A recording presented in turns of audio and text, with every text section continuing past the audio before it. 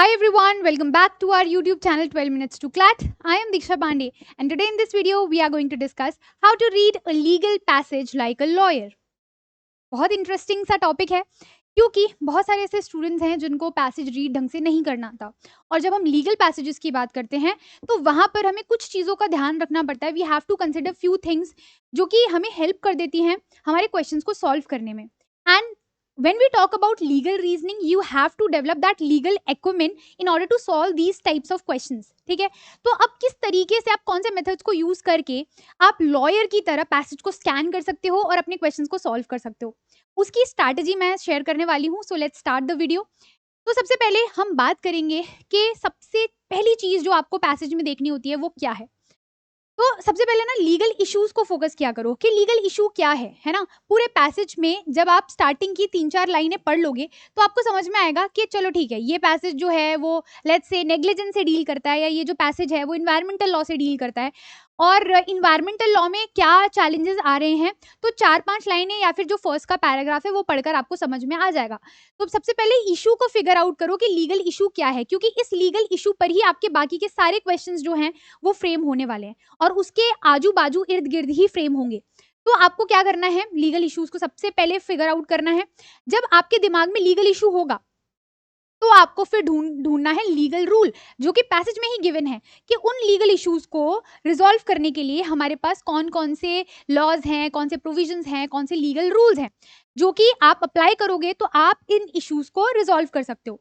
उसके बाद हमें इंपॉर्टेंट फैक्ट्स जो कि पूरे पैसेज में दिए गए हैं उनको हमें यहाँ पे नोट डाउन करना है.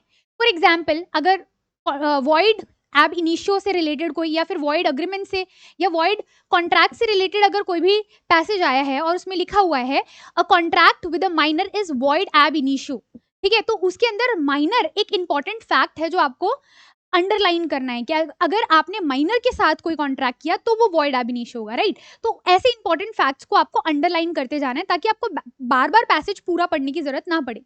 एंड लास्टली कंक्लूजन जो है वो आपके लास्ट के पैसेज में जनरली दिया जाता है, तो उसको आप अच्छे से पढ़ना ताकि आपको कंक्लूजन समझ में आए कि ये प्रॉब्लम है, ये प्रिंसिपल है, अगर हमने इस प्रॉब्लम के ऊपर ये प्रिंसिपल अप्लाई कर दिया तो क्या कंक्लूजन हम ड्रॉ कर पाएंगे. ठीक है, तो जब ये सारी पिक्चर आपके माइंड में क्लियर होगी तो आपको समझ में आ जाएगा पूरे पैसेज का जिस्ट, और उसके बाद फिर जब आप क्वेश्चन सॉल्व करोगे तो आप इजीली कर पाओगे और माइंड में एक पूरी मैपिंग जो है वो रेडी हो चुकी होगी. बार बार आपको दोबारा से पैसेज को रिविजिट करने की जरूरत नहीं पड़ेगी. ठीक है, सो अब मैं आपको यहाँ पे एग्जाम्पल देके भी बता सकती हूँ, जैसे कि legal issue, for example privacy से रिलेटेड कोई टॉपिक आ गया या नेग्लिजेंस से या कॉन्ट्रैक्ट या बेल या फिर freedom of speech and expression से रिलेटेड कोई पूरा टॉपिक है, तो वो आपका लीगल इशू है जिसके ऊपर पूरा पैसेज बात कर रहा है. उसके बाद लीगल रूल्स जिसमें इस तरीके के कुछ आपको वर्डिंग्स दिखेंगी. ठीक है, इस तरीके की अगर आपको वोकैबुलरी दिख रही है तो मान लेना कि वो हमारे लीगल प्रिंसिपल्स हैं, जैसे कि court held that dash dash dash. ठीक है, तो हेल्ड के बाद कोई भी स्टेटमेंट लिखी होगी दैट मीन्स वो लीगल रूल को वहां पे ड्रॉ कर रहा है. ठीक है, या फिर कोर्ट ने क्या ऑब्जर्वेशन दी या फिर क्या प्रिंसिपल है या according to the Supreme Court का क्या मानना है वो भी लीगल रूल होता है, या फिर अंडर दिस पर्टिकुलर प्रोविजन. तो इस तरीके, या फिर देयरफॉर, या फिर एक्सेप्शंस दिए हैं, लाइबिलिटी दी है या रीजनेबलनेस दी है. तो इस तरीके की अगर वर्डिंग आपको दिख रही है दैट मीन्स वो सिग्निफाई कर रही है किसी लीगल रूल को. उसके बाद इंपॉर्टेंट फैक्ट्स में कैसे फैक्ट्स आ गए, जैसे कि अगर हम कॉन्ट्रैक्ट की बात कर रहे हैं तो उसमें माइनर अगर आ गया है तो माइनर एक इंपॉर्टेंट टर्म मान लिया जाएगा कि कॉन्ट्रैक्ट माइनर के साथ हुआ तो उसका क्या इफेक्ट होगा. ठीक है, अगर कंसेंट की बात की जाए तो अगर कंसेंट एब्सेंट है तो उसका क्या इंपैक्ट होगा कॉन्ट्रैक्ट पे, तो आपको कंसेंट को मार्क कर लेना है. So are you getting my point कि आपको इंपॉर्टेंट फैक्ट्स भी मार्क करते जाने हैं क्योंकि वो आपको बताएंगे कि आपको कौन ये वाला जो लीगल रूल है वो कौन से इंपॉर्टेंट सिचुएशन पे अप्लाई करना है और कौन से पे अप्लाई नहीं करना है. और फिर कंक्लूजन में लास्ट में लिखा हुआ होता है कि जैसे कोर्ट ने क्या हेल्ड किया, या फिर देयरफॉर करके कंक्लूजन लिखा होगा, या फिर अकॉर्डिंगली करके कंक्लूजन लिखा होगा. तो कंक्लूजन से आपको एक आइडिया मिल जाता है कि पैसेज क्या कंक्लूड करना चाहता है और आपको क्या इन्फॉर्मेशन प्रोवाइड करना चाहता है. ठीक है, फिर हमारा जो सेकेंड स्टेप है वो है कि हमें ये मेथड अपना फॉलो करना है. इस मेथड को फॉलो करके आप क्वेश्चंस को सॉल्व कर पाओगे. सबसे पहले इशू ढूंढो, उसके बाद रूल ढूंढो, उसके बाद उसका एप्लीकेशन करो और फिर कंक्लूजन पर आओ. ठीक है, अब यहाँ पर आपको मैं एक एग्जांपल देकर बताती हूँ. जैसे कि क्वेश्चन ये है कि डिड ए कमिट नेग्लिजेंस, क्या ए ने नेग्लिजेंस कमिट की, तो आपको सबसे पहले इशू ढूंढना है कि क्या ए लीगली नेग्लिजेंट था कि नहीं था। उसके बाद फिर आपको ये ढूंढना है कि नेग्लिजेंस कब माना जाता है। कब माना जाता है? जब ब्रीच ऑफ ड्यूटी, जब आपके ऊपर कोई ड्यूटी ऑफ केयर हो और आप उस ड्यूटी ऑफ केयर का ब्रीच कर दो तो आप किसी को डैमेज कॉज कर रहे हो, और अगर डैमेज कॉज कर दिया दैट मीन्स आपने नेग्लिजेंस किया है लीगली। तो ये आपका रूल हो गया। उसके बाद एप्लीकेशन आप क्या करोगे कि देखो ए ने ड्यूटी ऑफ केयर तो ली थी, बट ए के ऊपर ड्यूटी ऑफ केयर तो थी, लेकिन ए ने उस ड्यूटी ऑफ केयर का ब्रीच कर दिया जिसकी वजह से बी को डैमेज हो गया। तो यहाँ पर इस रूल के हिसाब से अगर हम ये चीज अप्लाई करते हैं इस पर्टिकुलर इशू पर, तो क्या ए लीगली नेग्लिजेंट था? द आंसर इज यस, क्योंकि सारे रूल्स के जो प्रिंसिपल्स हैं और पॉइंट्स हैं वो इसके अंदर फुलफिल हो रहे हैं। तो हमने अप्लाई किया और हमें इशू का सोल्यूशन मिल गया। तो हमारा कंक्लूजन क्या निकला?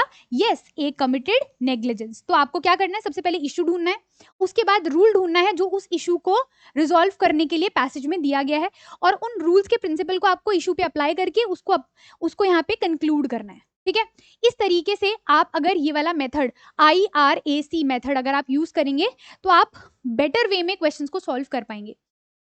उसके बाद नेक्स्ट है कि आपको ना बार बार इंटायर पैसेज को रीड नहीं करना है। बहुत सारे स्टूडेंट्स ना गलती करते हैं, पहले वो पैसेज पढ़ लेते हैं और बहुत सुपरफिशियली पढ़ते हैं, कुछ मार्क नहीं करते हैं, इंपॉर्टेंट पॉइंट्स को मिस आउट कर देते हैं, स्किम रीडिंग करके क्वेश्चन पर आगे जंप कर देते हैं, और फिर जब क्वेश्चन में थोड़ी सी टेक्निकलिटी आती है तो उनको लगता है कि अच्छा पैसेज में हमको आंसर मिल जाएगा, तो वो बार बार पैसेज को रेफर करते हैं, जिसकी वजह से उनको 15 से 20 मिनट लग जाते हैं 5 क्वेश्चन सॉल्व करने में। तो हमें ये गलती नहीं करनी है, हमें एक ही बार पैसेज पढ़ना है और उस पैसेज को इतने अच्छे से पढ़ना है कि हमें बार बार पूरा पैसेज पढ़ने की जरूरत ना पड़े। और अगर कोई भी क्वेश्चन में आपको लगता है कि मुझे पैसेज रिविजिट करना चाहिए, तो आप पूरा पैसेज फर्स्ट से लेकर लास्ट तक ना पढ़ें। आपको पता होगा क्योंकि आप एक बार पढ़ चुके हो थॉरली कि आपको आंसर कहाँ मिलने वाला है, तो उस पर्टिकुलर पैराग्राफ को ही आप ढूंढो और वहीं से आप आंसर अपना मार्क कर दो।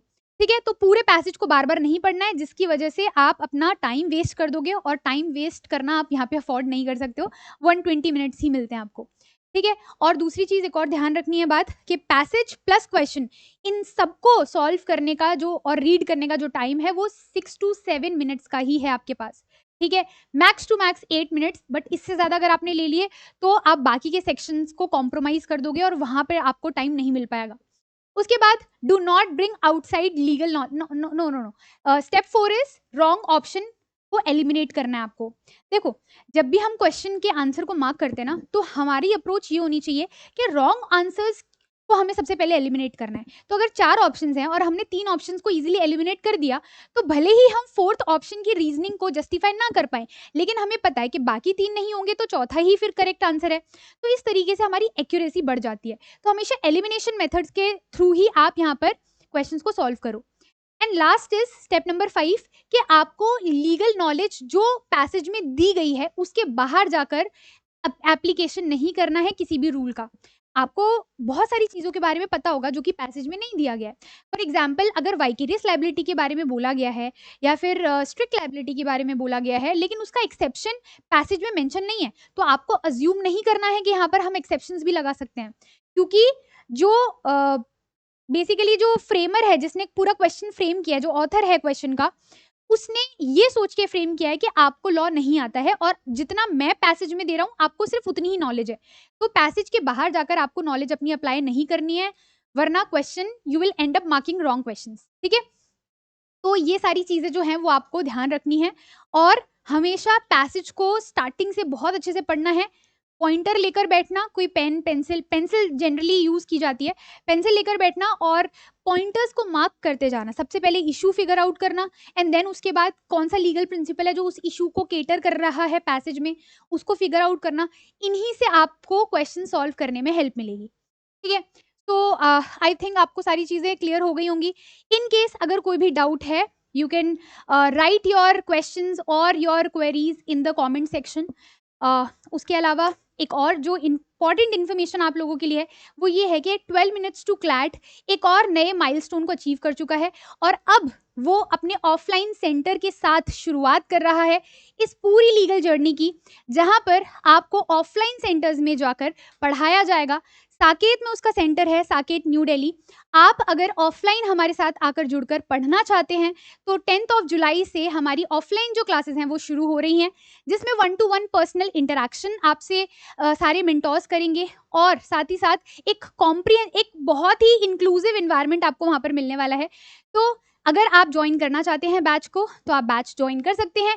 नीचे डिस्क्रिप्शन बॉक्स में आपको कॉन्टैक्ट डिटेल्स मिल जाएंगी, वहां से जाकर आप हमारी टीम को रीच आउट कर सकते हैं।